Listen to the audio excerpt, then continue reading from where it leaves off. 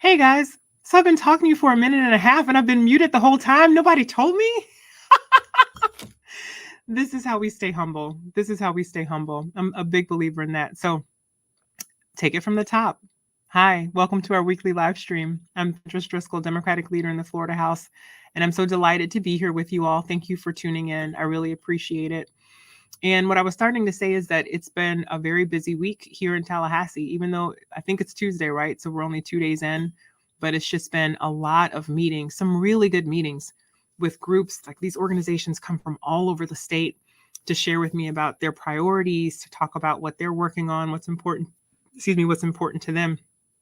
And one thing that's so interesting to me, hey, Peter, what's so interesting to me about it is that the issues that they talk about, it's not culture war stuff. It's actually not even Republican or Democrat stuff. They're talking about the issues that are impacting real people back home in the communities, and they want to focus on solutions and try to see how they could do things. So just a few examples. I met with an organization today. They work with apartment buildings and multifamily housing. And what they wanted to talk to me about was affordable housing. How do we make housing more affordable for everybody? For the college kid who's just graduating and looking for their first place, but totally has to have roommates because they can't afford an apartment on their own, or a family who's in transition and they need an apartment, or just whoever needs housing and just can't seem to afford it. They want to know, how can they partner with the state to find real solutions? I talked with a CEO of a nonprofit who works a lot on marine life and marine biology issues, but he has such a personal passion for helping communities help make sure that young people in communities learn to swim, because he's tired of reading about drownings of kids, a lot of which are accidental, and it's just because the kid was never taught to swim. Maybe the family couldn't afford swimming lessons, or maybe culturally it's just a community that doesn't have a good relationship with water. And I thought, that's amazing, right? Like trying to make communities safer. Lots of really great organizations who just want to focus on common sense solutions. And I kind of compare and contrast that with a lot of the stuff that's been coming out of Tallahassee, none of which really focuses on improving our lives. You hear me say it all the time that I believe that every Floridian deserves the freedom to be healthy, prosperous, and safe. And that should be true regardless of your zip code, your race, who you love, your gender identity, and certainly regardless of your party affiliation. And I compare and contrast that. Maybe many of you, because I know you're on social media heavy like I am, maybe you saw the Republican Party of Florida's platform that they pushed out. And if you haven't seen it, I encourage you to look it up. But what was striking to me is that nearly every bill is a culture war. They're more concerned with pride flags on local government buildings than they are with property insurance. There was nothing in that policy agenda that they're putting forward that actually focuses on the people. And so that is why I come to work every day and try to work so hard for all of you, not just for my community in the district I represent, but for the entire state of Florida. In fact, if you're noticing that I'm talking a little more softly tonight, it's because I'm sick. I actually got sick yesterday, had to go home early, which meant leaving the office at like 5:30 in the evening, right? Leaving early because I wasn't feeling well. And pretty much I've been on a liquid diet for the past 24 hours. So I literally have my soup here. Dad joke champion, you see it, I earned that. You can't just get one of these mugs, you got to earn them. But all kidding aside, I come to work, rain or shine, or whether I'm tired or whatever, because the issues are just that urgent. Let me tell you actually about another meeting that I had recently. This one was towards the end of last week. It was with a young man named JJ. JJ is 20 years old. He and his family live in the Orlando area. He has been on the disability waiver wait list in Florida for 17 years. So since he was 3 years old. He has cerebral palsy.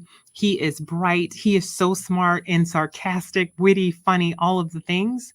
And he and his mom came to my office and told me their story about how they've been on this wait list. And I just can't even begin to tell you like the sorrow that I felt in my heart and the frustration, because nobody should have to wait for the benefits that they deserve for 17 years. But that's the type of stuff that we're dealing with in Florida. So that's been a little bit about my week. Lots of meetings, just lots of good information from folks who are on the ground in the community talking about what they need. And it just struck me so much that in these conversations, it hasn't been about me being Democratic leader. It hasn't been about whatever their party affiliation is. It's like, how can we deliver for the people of Florida? And I know what y'all are going through out there in terms of the affordability crisis. It is hitting us all. Property insurance rates are through the roof. Housing is too damn expensive. You got healthcare rates that are going up. Utilities, everything's getting more expensive. I get it. So know that I feel you on that, but know that there are people here who are fighting for you and fighting for those issues. So now let's get into some of our topics for the evening. I wanted to talk to you about redistricting.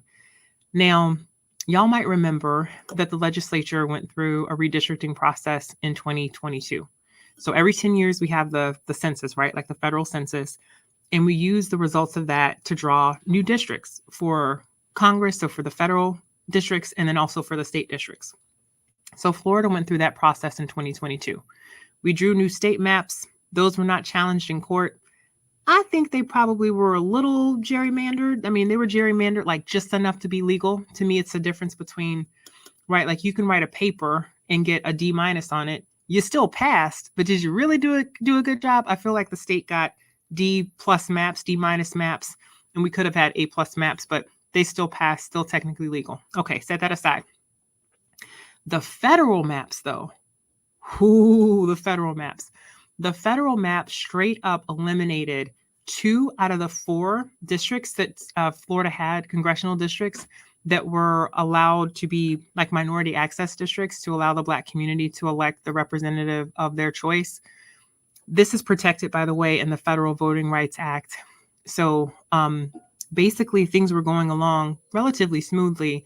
And then DeSantis inserted himself, drew his own map, drew his own map. Now, mind you, he's the governor. That's executive branch, not legislative. He's not supposed to be drawing maps, but he drew his own map that took away 2 of the 4 protected districts. That map got challenged in court, both at the state level and the federal level. At the federal level, I actually was honored to testify in that trial and tell my story, tell the story of how things were going before DeSantis got involved and how everything went downhill after he got involved, and clearly how they were in violation of the law. So that trial has concluded. We're still waiting on the ruling from the court on whether or not the maps violate the Federal Voting Rights Act and some other federal law. But in the state court, so the trial court agreed with us. The appellate court reversed it and said, no, these maps are good. Then it got appealed to the Supreme Court, right? Like the Florida Supreme Court. Okay, it's like, this is it. They're going to decide it. They're going to, help us out. They're going to look at the facts of the case. They're going to make a ruling. We're going to find out what's going on with these districts, right? What they said is they denied a motion this week, basically to expedite the case. The reason why it would be important to make things go faster in the case is because there's an election coming up. November 2024, there's an election where we get to elect new members of Congress. We have a presidential election up. Lots of things are happening in that election. And so it's important for the community to know what those districts are going to look like. It's important for candidates to know what they can run for. It's really important to know what our maps are going to be. And rather than make a ruling, rather than try to, expedite this case so they could hear all of this and get it straightened out, they declined to expedite the hearing. Why this is a loss for anyone who cares about democracy is because they basically just went along with what the Republicans wanted. And this has been a strategy that Republicans have used all across the South, right? Because redistricting was happening all across the country at the same time. And in places like South Carolina and Alabama, it's the same strategy. It's been the same playbook where they gerrymander the maps, they get challenged in court, and then the Republicans drag their feet and say, oh no, we can't do this fast enough. And so then we're left with these maps that have people underrepresented or not represented at all. And it's not fair and it's not right for democracy. And I would say that regardless of which party was in control and was playing, these sorts of games with the maps. So it's really unfortunate. That was a blow to democracy. I hate to report that to you and tell you, but you need to know what is happening. And by the way, elections have consequences. You don't get to the Supreme Court unless you're appointed to be there by the governor. So they are political appointments. And oftentimes a governor will look to see whether or not a justice shares his same, hopefully someday her same, judicial philosophy. So that's how you wind up with a court with more conservative leaning judges. And that's how you wind up with bad opinions like this. So that's the latest with redistricting. So that's unfortunate because it will impact the 2024 election. Having that seat back, which is Congressional District 5, which was previously represented by Al Lawson, representing the Black community all across the Panhandle from here to Jacksonville. Having that seat back would mean that that community could elect a representative of its choice. He happens to be a Democrat, so it impacts the numbers in terms of who has control in Congress. It has huge sweeping consequences, and we need the court to take a serious look at it and make a ruling as soon as possible so that we know what the end is going to be. Now, let me talk to you a little bit too about something else that happened last week. So I had the honor of actually going to the Florida Supreme Court and sitting in and listening to oral arguments on the case about whether or not the right to protect access to an abortion could be added to Florida's Constitution.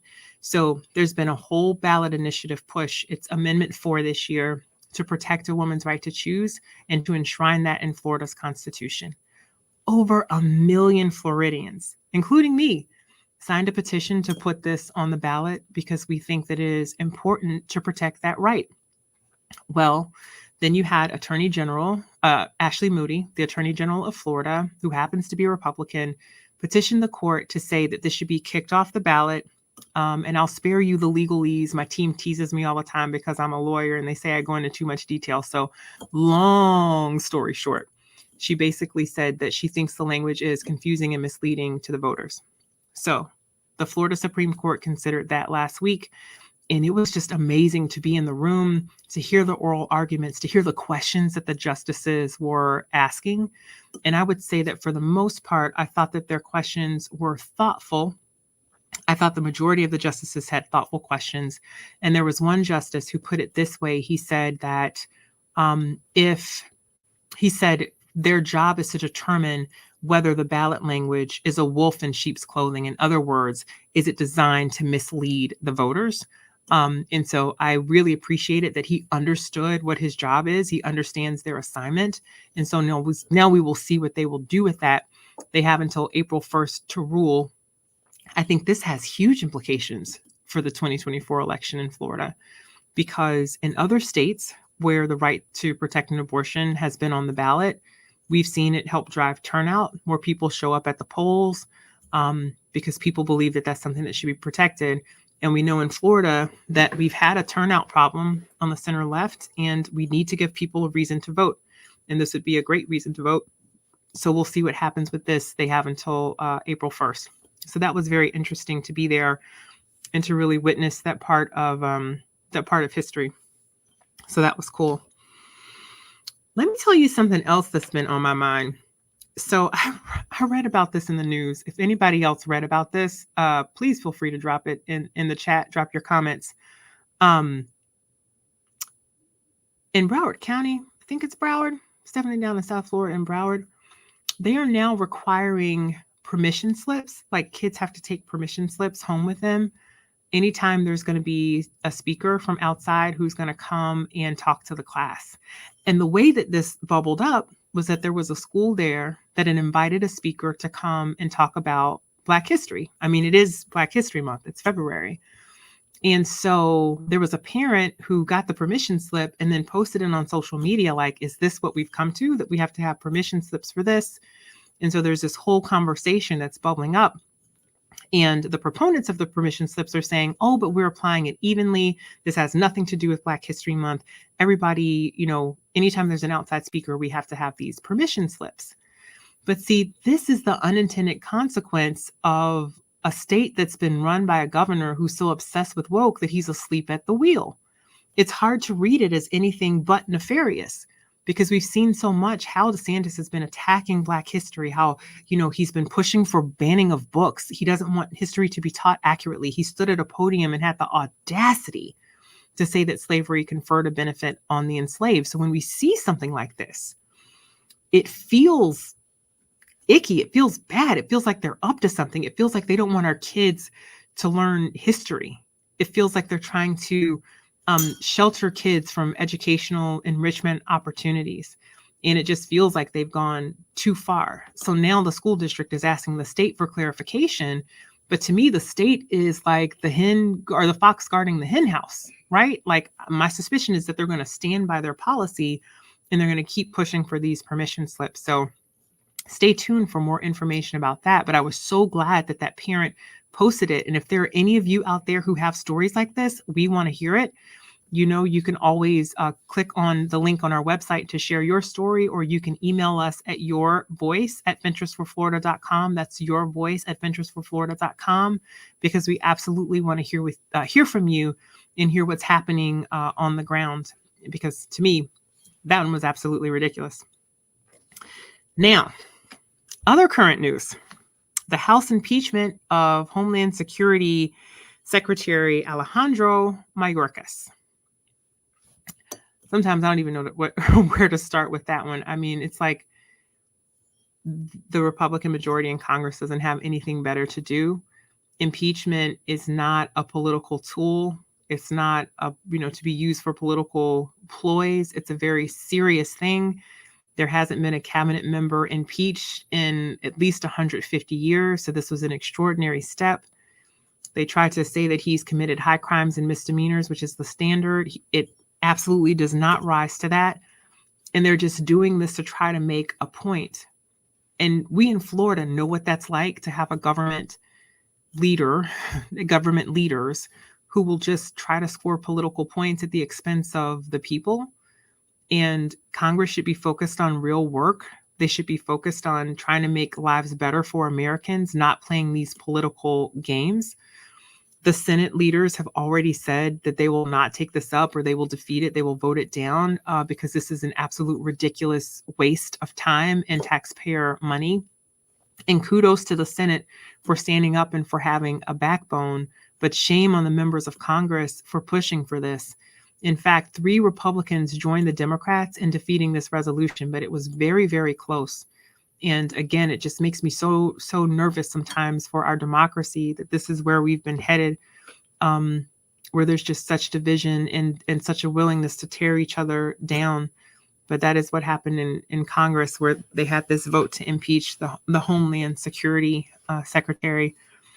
Right. And I know this is over the immigration crisis. And I think we can all look at what's happening with immigration and acknowledge the system's broken. Yes, it is in crisis.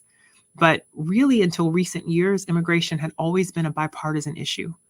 And it's an issue that has transcended administrations. Every president has to try to deal with it. Every Congress, every Senate has to try to deal with it. But typically they try to deal with it together. And what I'm seeing heading into the 2024 election is that former President Trump is trying to use it as a talking point in his election. And so he's encouraging Republican members of Congress to basically be obstructionists, to basically try to block any bipartisan reform. And that's not good for the country. We need to fix the immigration system. It is quite broken. I think Republicans and Democrats can agree on that. But I would love to see Congress roll up their sleeves and really get to work to find solutions for the American people. So let's also talk about tomorrow is actually a bit of a solemn day, because it will mark the 6th anniversary of the shooting at Marjory Stoneman Douglas High School, where an armed gunman went into the high school and committed a horrible act of mass violence, killing innocent teachers, killing innocent students. And it's something that in Florida, we always remember every February 14th. And my heart just continues to go out to the families who've been impacted by that. I am forever inspired by their strength and their advocacy, including the advocacy of brave people like Fred Gutenberg.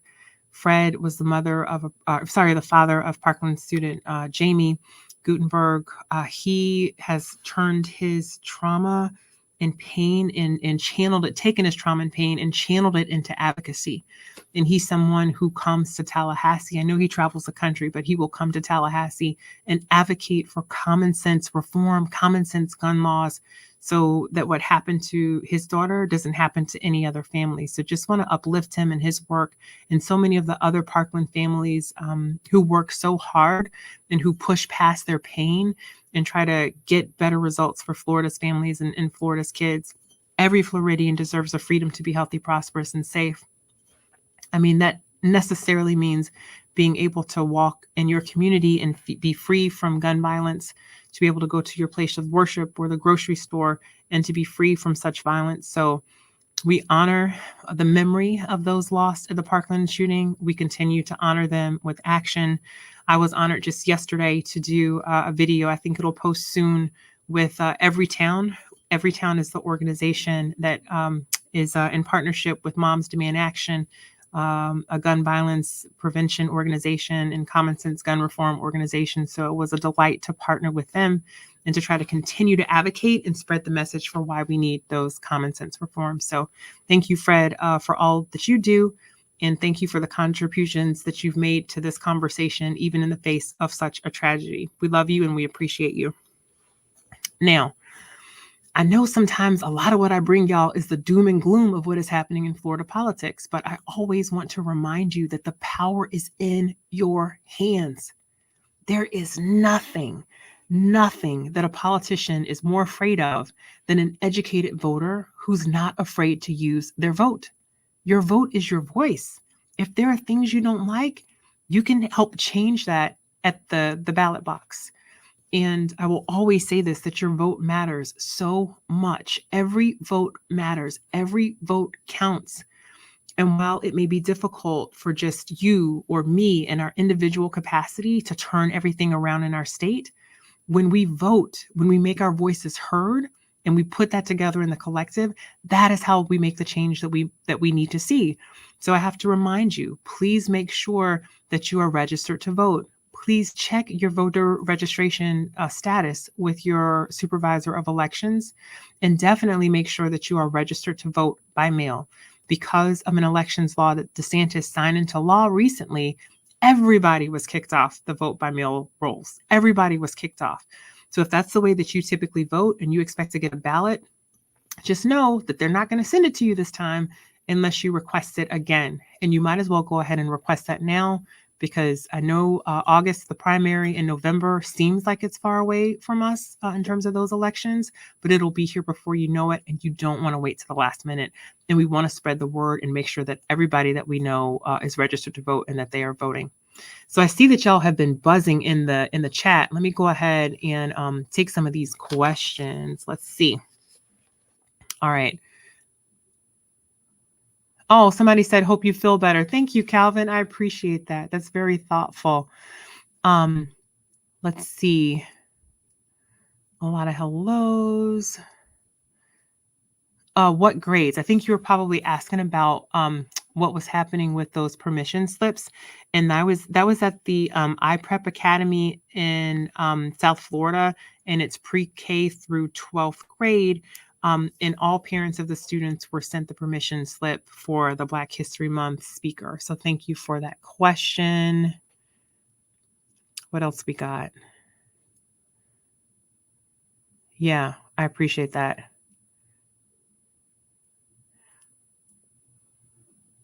A lot of comments about the Second Amendment, and thank you for saying that. And yeah, of course, I mean, the Second Amendment is our Constitution, so we have to respect it. There just has to be a balance, though. That's all I'm advocating for. Where's the balance? Making sure that, we have laws to help keep communities safer. And oftentimes that doesn't even mean taking away the gun of a lawful gun owner. So for example, our caucus has a bill right now. It's our gun safety bill that talks about things like universal background checks and safe storage laws. Doesn't take away the gun of any lawful gun owner doesn't impinge on their rights at all, just has common sense policies and proposals that most people agree with. At least that's what the polling shows. That's what I think we should be focused on. How do we try to find the middle ground, understanding that America is a diverse society and people have different viewpoints and opinions, but we all have to share this planet Earth together. So we got to figure out how to get along here and how to share space. And so those are the sorts of things that we should be talking about. Thank you. Let's see what else we got. It looks like that's about it in the chat. And if that's it, hi, Mrs. Baldwin. I see you in the chat. I appreciate it. I just want to say thank y'all for tuning in. I think I'm actually going to sign off because I need to go get a little bit of rest because I got to get up and do it all over again tomorrow. And it's a busy week here. We'll have legislative session. We'll be on the floor on Thursday, hearing a number of bills. I've got the Appropriations Committee meeting tomorrow. And of course, I'll continue to meet with key stakeholders and constituent groups who come up from all around the state to talk to us about their issues and what more the legislature can be doing to help the people of Florida. So in the meantime, please remember that you can always share your stories on our website at venturesforflorida.com. You can always share your stories via our email address, yourvoice@venturesforflorida.com. And we do actually read the things that you put there. So please continue to send that in. We appreciate it. If you appreciate this content, please definitely share it with others and make sure that you subscribe to our social media channels. It helps to amplify our message. And my commitment is to come here every Tuesday night that I can, whether it's rain or shine, whether I'm sick or not, to try to bring you this information, because I want you to feel that you have the knowledge that you need to be empowered to make the sort of change that you want to see in your community. So with that, I will go ahead and sign off. Thank you guys so much and have a very happy Valentine's Day. Take care.